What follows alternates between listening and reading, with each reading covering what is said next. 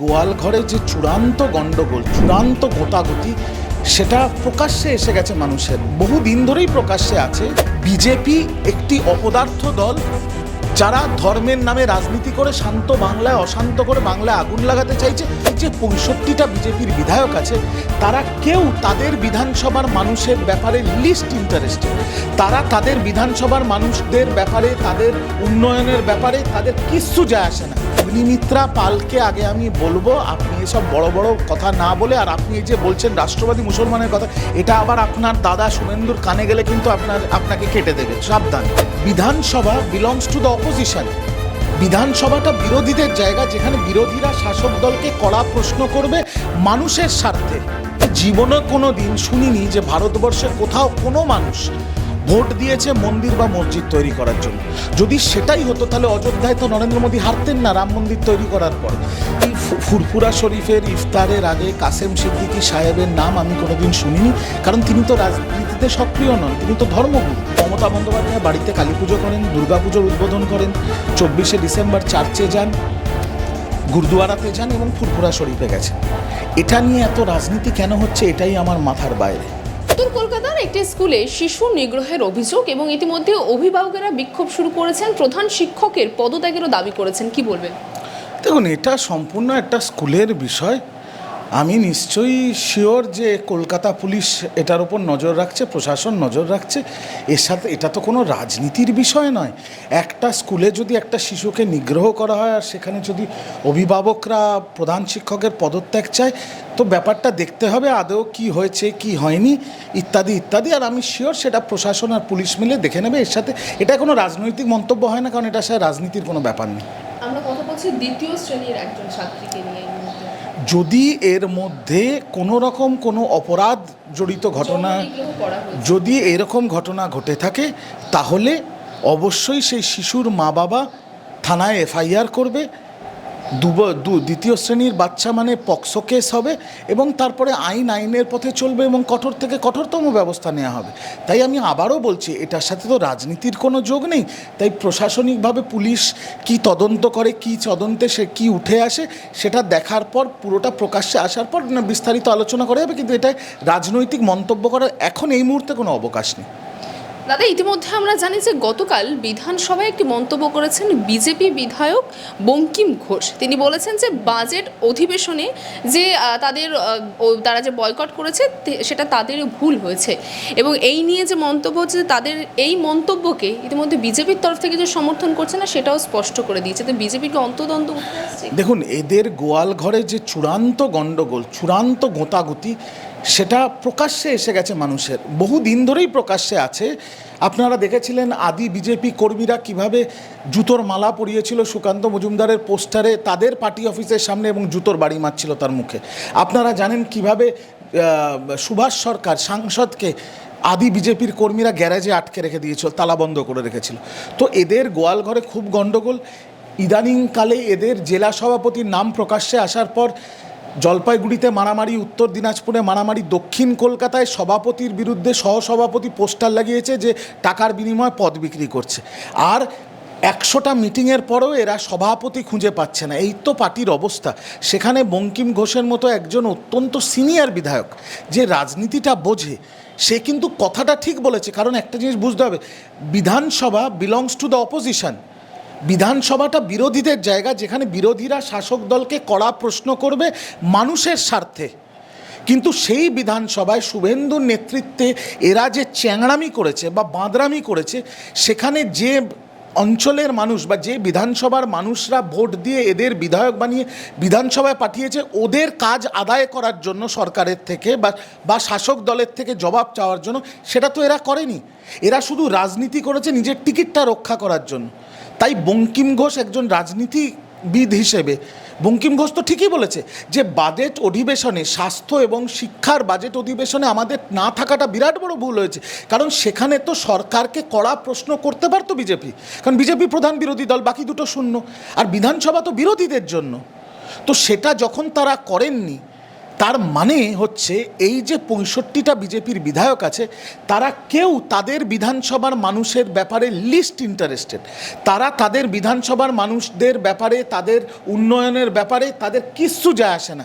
তারা এই কালো পতাকা, কাগজ কেটে পকেটে নিয়ে এসে ছোঁড়াছুড়ি, কুশপুতুল পোড়ানো এইসব নাটকে ব্যস্ত।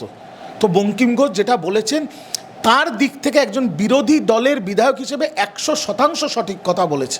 বিজেপি তো অবশ্যই তাকে সমর্থন করবে না, কারণ তিনি ওদের মতো বাঁদরামি করবেন না বা করতে চাইছেন না, জোর করে তাকে দিয়ে করানো হচ্ছে। কিন্তু যারা যারা বাংলার যে যে মানুষ বিজেপিকে ভোট দিয়েছেন এবার এবং যে যে বিধানসভার মানুষ বিজেপির বিধায়ককে জিতিয়েছেন, তারা এবার দেখুন, তারা বিবেচনা করুন 26-এ কী করবেন। দাদা যেমনটা বললে যে বিধানসভায় শাসক দলের আয়না হয় বিরোধীরা, এবং সেক্ষেত্রে বারংবার ওয়াকআউট আমরা দেখেছি। বাজেট অধিবেশনে বাজেট সংক্রান্ত আমরা আলোচনা দেখিনি, কিন্তু তার পরিবর্তে আমরা দেখে চলেছি ধর্ম সংঘাত। এবং শুধুমাত্র এখানেই নয়, বিধানসভার বাইরেও আমরা সেই সংঘাত দেখছি, জেলায় জেলায় তা নিয়ে পোস্টারও পড়ছে। দেখুন, আবারও বলছি একটা জিনিস, বাংলার মানুষ যখন ভোট দেয়, সে যে পার্টিকেই ভোট দিক না কেন, যে মতাদর্শেই বিশ্বাসী হোক না কেন, তারা ভোট দেয় স্কুল হবে, কলেজ হবে, হাসপাতাল হবে, গ্রামের রাস্তা ভালো হবে, রাস্তায় আলো থাকবে, মানুষ পরিষেবা পাবে, ইত্যাদি ইত্যাদির জন্য ভোট দেয়। আমি জীবনে কোনো দিন শুনিনি যে ভারতবর্ষে কোথাও কোনো মানুষ ভোট দিয়েছে মন্দির বা মসজিদ তৈরি করার জন্য। যদি সেটাই হতো তাহলে অযোধ্যায় তো নরেন্দ্র মোদী হারতেন না রাম মন্দির তৈরি করার পরে। তো ঠিক একইভাবে শুভেন্দু অধিকারীর মুখে আমি মন্দির করব, আমি হিন্দুদের মুসলমানদের তাড়াবো, আমি মুসলমান বিধায়কদের রাস্তায় ছুঁড়ে ফেলবো, এইগুলোর জন্য তো নন্দীগ্রামের মানুষ নিশ্চয়ই শুভেন্দুকে ভোট দেয়নি। শুভেন্দু অধিকারী বাংলার বিরোধী দলনেতা, বিজেপির শাসক দল, কেন্দ্র সরকার চালাচ্ছে। নন্দীগ্রামের একটা ছেলেও কি কেন্দ্র সরকারি চাকরি পেয়েছে? নন্দীগ্রামে শুভেন্দুকে জেতানোর পরে আমি যেহেতু নন্দীগ্রাম পঞ্চায়েত করেছি, আমি যেহেতু নন্দীগ্রামে বারংবার গেছি দলের পক্ষ থেকে বক্তব্য রাখতে, নন্দীগ্রামের মানুষ আমাকে বলেছে যে তারা বিরাট ভুল করেছে এবং তাদের পাপের প্রায়শ্চিত্ত তারা দৈনন্দিন করছেন।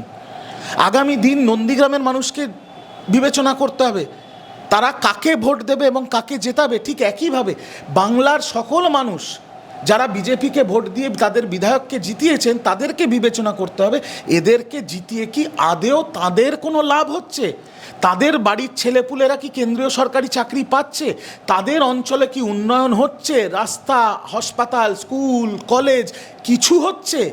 এটা তো তাদের বুঝতে হবে। তাই আমি বলবো, বিজেপি একটি অপদার্থ দল, যারা ধর্মের নামে রাজনীতি করে শান্ত বাংলায় অশান্ত করে বাংলায় আগুন লাগাতে চাইছে, শুধু নিজেদের টিকিটের স্বার্থে, মানুষের স্বার্থে নয়। আর যে দল মানুষকে স্বার্থে কাজ করে না, মানুষও একদিন তাদের থেকে মুখ ফিরিয়ে নেয়। আর আপনারা দেখবেন 26-এ বাংলার মানুষ কিভাবে বিজেপির থেকে মুখ ঘুরিয়ে নেবে। আচ্ছা দাদা, ইতিমধ্যে আমরা জানি যে মুখ্যমন্ত্রী তিনি সফরে যাচ্ছেন, লন্ডন সফরে, এবং তার লন্ডন সফরে যাওয়ার আগে একটি মন্তব্য করেছেন বিজেপি নেতা জগন্নাথ চট্টোপাধ্যায়। তিনি বলছেন যে বিদেশে যে এমন কিছু করে আসবেন না যাতে বাংলা মায়ের সম্মান ভূপতিত হয়। তো জগন্নাথ সরকার এই জ্ঞানগুলো নরেন্দ্র মোদীকে দেয় না কেন? নরেন্দ্র মোদী তো কিছুদিন আগে আমেরিকার নতুন রাষ্ট্রপতি হলো ডোনাল্ড ট্রাম্প, তার বন্ধু ডোনাল্ড, মাই ফ্রেন্ড ডোনাল্ড, কি হলো? ওকে তো শপথ গ্রহণেও ডাকেনি। ওনার চামচা যে আমাদের বিদেশমন্ত্রী, তাকে বসিয়ে রেখেছে। ওনাকে তো দাঁড় করিয়ে অপমান করছে। ভারতীয়রা যারা অবৈধ অনুপ্রবেশকারী, তাদেরকে কোমরে, হাতে, পায়ে শেকল বেঁধে ফেরত পাঠাচ্ছে। ভারতবর্ষের ওপরে বহু ট্যারিফ লাগিয়ে দিয়েছে মাই ফ্রেন্ড ডোনাল্ড। তো জগন্নাথ সরকার এই জ্ঞানগুলো ডোনাল্ড ট্রাম্পকে গিয়ে দিক না। এরাই বলতো না পাপা নে ওয়ার রুখবা দিয়া, পাপা নে ওয়ার রুখবা। কী হলো? পাপাকে তো চড়াম দিয়েছে পাপার ফ্রেন্ড ডোনাল্ড। তো জগন্নাথ সরকারকে বলবো, আপনি প্রথমে জ্ঞানটা দিন নরেন্দ্র মোদীকে, যার জন্য আমাদের মাথা হেঁট হয়ে যাচ্ছে। দ্বিতীয়, আপনি জ্ঞান দেন আপনার নেতা শুভেন্দু অধিকারীকে। মমতা ব্যানার্জিকে ব্যঙ্গ করতে গিয়ে নিজেই তুতলিয়ে সুনিতা ইউনিয়ন, সোনিয়া উইলিয়ামস যা ইচ্ছে তাই বলছে। তাতে বাংলার বিরোধী দলনেতা যদি তোতলিয়ে ভুলভাল নাম বলে, তাতে বাংলার অসম্মান হচ্ছে না? তো জগন্নাথ সরকারকে বলবো, আগে জ্ঞান দিন নিজের দাদা শুভেন্দুকে, তারপরে নিজের কাকা নরেন্দ্র মোদীকে, যে তারা যেন দেশের আর বাংলার সম্মানটা নষ্ট না করে। তারপরে মমতা ব্যানার্জিকে জ্ঞান দিতে আসবেন। মমতা ব্যানার্জির প্রকল্প কন্যাশ্রী, মমতা ব্যানার্জির প্রকল্প লক্ষ্মী ভাণ্ডার বিশ্বের দরবারে প্রতিষ্ঠিত, পুরস্কৃত। মমতা বন্দ্যোপাধ্যায়কে শুধু কেলগ ইউনিভার্সিটি, অক্সফোর্ড বিশ্ববিদ্যালয় নয়, London school of business, Queens Mary university invitation letter পাঠিয়েছেন। মমতা বন্দ্যোপাধ্যায়কে জাপান থেকে, জার্মানির থেকে ইনভিটেশন লেটার পাঠানো হয়। আসল প্রবলেমটা হচ্ছে জগন্নাথ সরকার আর শুভেন্দু অধিকারীকে তো মেটিরাবুজ ইউনিভার্সিটির থেকেও কেউ ডাকে না, বা আপনার উত্তর হলদিয়া ইউনিভার্সিটি থেকেও কেউ ডাকে না, তাই এদের গা জ্বালা হচ্ছে। তো এদের জন্য আমি এইটুকুই বলতে চাই, দেখবি যত জ্বলবি তত, দেখবি আর জ্বলবি, লুচির মতো ফলবি। আচ্ছা দাদা, আপনারা বলেন যে বিজেপি ধর্মের রাজনীতি করে, সেখানে দাঁড়িয়ে বিজেপি বিধায়ক অগ্নিমিত্রা পাল বলছেন যে তারা যে শুধু হিন্দুদের পক্ষে আছে তা নয়, তারা রাষ্ট্রবাদী মুসলিমদের পক্ষেও আছেন। সব ঢপের কথা। অগ্নিমিত্রা পাল বারুইপুরে যখন গেছিল শুভেন্দুর পেছনে, ও তো শুভেন্দুর ল্যাজ হয়ে গেছেন এখন। উনি হচ্ছেন শুভেন্দুর ল্যাজ, কারণ উনি তো সব জায়গার থেকে হেরেছেন। তো একটা হেরো পার্টি এখন শুভেন্দুর ল্যাজ হয়ে একটু মিডিয়াতে ভেসে থাকতে চায়, যাতে তার অস্তিত্বটা থাকে। তো অগ্নিমিত্রা পালকে আগে আমি বলবো, আপনি এসব বড় বড় কথা না বলে, আর আপনি এই যে বলছেন রাষ্ট্রবাদী মুসলমানের কথা, এটা আবার আপনার দাদা শুভেন্দুর কানে গেলে কিন্তু আপনাকে কেটে দেবে, সাবধান। আর বড় বড় মন্তব্য করার আগে আপনি আগে বলুন তো, আমি বাংলা হান্টের প্রশ্ন করছি, আপনার বিরুদ্ধে তো শুনলাম গতকাল একটা থানায় এফআইআর হয়েছে। আপনি নাকি ইলেকশনের আগে হলফনামায় নিজের 3.5 কোটি টাকার সম্পত্তি গোপন করেছেন, যেটা ভারতের সংবিধান এবং ভারতবর্ষের আইন অনুযায়ী অপরাধ। কারণ আজকে যদি আমি রিজু দত্ত বিধানসভার ইলেকশন, যদি আমার পার্টির টিকিট দেয়, আমি যদি লড়তে যাই, বা আমি যদি সংসদীয় ইলেকশন লড়তে যাই, তাহলে আমায় হলফনামায় আমার স্থাবর এবং অস্থাবর সব সম্পত্তির হিসেব দিতে হয়। তো আপনার নামে গতকাল এফআইআর হলো কেন? আপনি 3.5 কোটি টাকার সম্পত্তি লুকিয়েছেন কেন? যেটা আপনার হাজরা রোডের সম্পত্তিটা, ফ্ল্যাটটা কেন লুকিয়েছেন? আগে সেই জবাবটা দিন। আপনার বিরুদ্ধে কিন্তু এবার আইনি তদন্ত হবে, তৈরি থাকুন অগ্নিমিত্রা পাল। একটা শেষ প্রশ্ন করব। ইতিমধ্যে আমরা জানি যে পবিত্র রমজান মাসে মুখ্যমন্ত্রী ফুরফুরা শরীফে গেছিলেন, এবং তারপরে পরবর্তীতেও তিনি দেখা যায় যে মূলত যে দাওয়াত হয় সেখানেও তিনি উপস্থিত ছিলেন, প্রতি বছরই তিনি থাকেন।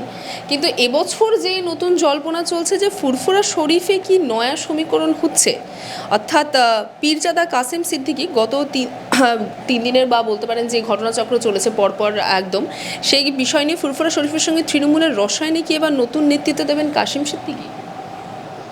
এইগুলো তো আপনাদের মিডিয়ার জল্পনা। আজকে মমতা বন্দ্যোপাধ্যায়কে ফুরফুরা শরীফ থেকে পবিত্র রমজান মাসে ইফতারে আমন্ত্রণ করা হয়। তিনি আমন্ত্রণ রক্ষা করতে গেছেন। সেখানে একজন ভদ্রলোক, হুজুরের বংশধর কাসেম সিদ্দিকী সাহেব, তাকে রিসিভ করেছেন, তার সাথে ছিলেন দিদিমণি। তাকে কলকাতা পৌরসভার যে ইফতার হয়েছিল, দাওয়াতে ইফতার পার্ক সার্কাসে, সেখানে দিদিমণি তাকে আমন্ত্রণ জানিয়েছিলেন। এই ফুরফুরা শরীফের ইফতারের আগে কাসেম সিদ্দিকী সাহেবের নাম আমি কোনোদিন শুনিনি, কারণ তিনি তো রাজনীতিতে সক্রিয় নন, তিনি তো ধর্মগুরু। এবার তাকে দুটো জায়গায় মুখ্যমন্ত্রীর সাথে দেখা গেছে, আর বাংলার মিডিয়া সেটা নিয়ে হৈ হৈ করা শুরু করে দিয়েছে যে তাকে কি এবার রাজনীতিতে দেখা যাবে না। আমি বিশ্বাস করুন জানি না, আর আমার মনে হয় কেউই জানে না। যদি তিনি রাজনীতির ময়দানে সক্রিয়ভাবে পা দেন, তাহলে সেটা আপনারাও জানতে পারবেন, তারপরে বিষয়টা নিয়ে বিস্তারিত আলোচনা হবে। কিন্তু যতক্ষণ না তিনি নিজের মুখে বলছেন যে আমি রাজনীতি জয়েন করছি, বা আমি তৃণমূল জয়েন করছি, বা নেত্রী নিজের মুখে কিছু বলছেন, আমার মনে হয় এটা শুধুই জল্পনা, এর বাইরে কিছু না। জল্পনাটা এটাও চলছে যে ফুরফুরা শরীফ কি নতুন ঠাকুরনগর মডেল হতে পারে? ফুরফুরা শরীফ, মমতা বন্দ্যোপাধ্যায় তখন থেকে ফুরফুরা শরীফে যাচ্ছেন যখন রাজনীতিতে নওশাদ সিদ্দিকীর জন্মও হয়নি। মমতা বন্দ্যোপাধ্যায় বাংলার মুখ্যমন্ত্রী, মমতা বন্দ্যোপাধ্যায় যে সংবিধানকে স্পর্শ করে মুখ্যমন্ত্রী শপথ নিয়েছেন, একবার নয়, দুবার নয়, 3বার, এবং 26-এর 4র্থবারের জন্য নেবেন, সেই সংবিধানে বলা আছে বাংলা এবং ভারতবর্ষ ধর্মনিরপেক্ষ রাষ্ট্র। সেই ধর্মনিরপেক্ষ রাষ্ট্রে মমতা বন্দ্যোপাধ্যায় বাড়িতে কালী পুজো করেন, দুর্গাপুজোর উদ্বোধন করেন, 24শে ডিসেম্বর চার্চে যান, গুরুদুয়ারাতে যান, এবং ফুরফুরা শরীফে গেছেন। এটা নিয়ে এত রাজনীতি কেন হচ্ছে, এটাই আমার মাথার বাইরে। আগামী দিনে আমি এটুকু মনে করি যে কোনো ধর্মীয় স্থান থেকে কোনো রাজনীতির সমীকরণ হতে পারে না, কিন্তু আগামী দিনে যেমন নওশাদ উনিও তো হুজুর সাহেবেরই বংশধর, উনি যেভাবে সক্রিয় রাজনীতিতে এসছেন ঠিক একইভাবে ওই পরিবার থেকে অন্য কেউ সক্রিয় রাজনীতিতে আসবে কিনা সেই গেসটা যতটা আপনার আছে ততটাই আমার। যদি আসে তাহলে দেখতে হবে কোন দলে আসছে। যদি আমাদের দলে আসে, তৃণমূল হয়ে সক্রিয় রাজনীতিতে আসে তৃণমূলের হয়ে, তাহলে সেটা আপনারাও জানতে পারবেন না, তারপরে বিস্তারিত আলোচনা হবে। আজকের দিনে দাঁড়িয়ে এটা শুধুই আকাশ কুসুম কল্পনা, এর বাইরে কিছু না। বাংলা হান্টের আরও খবর দেখতে নজর রাখুন। বাংলা খবর মানেই বাংলা হান্ট।